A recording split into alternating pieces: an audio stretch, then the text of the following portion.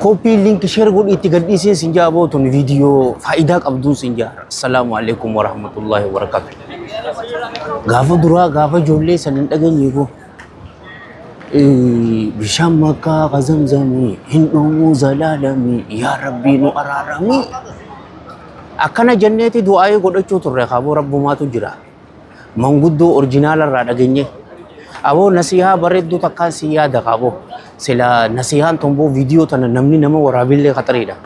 Yoo rabbiin si godhe du'aa'iiti ya rabbi si haa godhu iddoo tana si haa fiduuti. Gizee karaa makkaa dhuftu lal aboo tana ni beeta kamman tana baaga tana aboo taqabatanii deddeeman tana mee itti keenyaa ulaan ni gartaami aboo isii tanan irraanfatanii sin jaa barga paasapoortii teetii fi waa hunda keessa ol keessa kayyatta. Eegana aboo rabbumaatu tuutu rabbi kaaboo manzaraa tanaas ni gartaami kaa dirqama gaaboo tana ta'uun qabdu gaabartee tuni eessumoo tuutu gadhiiseen sin jaa aboo reebani manzaraa gurraatti aduu isii hamtuudha. Haya eegana hoo chaarjii keetii fi paawar baankii mastiin sin jaa aboo saahibii isii san irraanfataniiti yeroo dhuftu akkanatti qotu aboo rabbi siif haa laaffisu iddoo kabajaa qabdu tana dhaabbachuudha. Yaada muraadii haa guutamu. Assalaamu alaikum warahmatullah.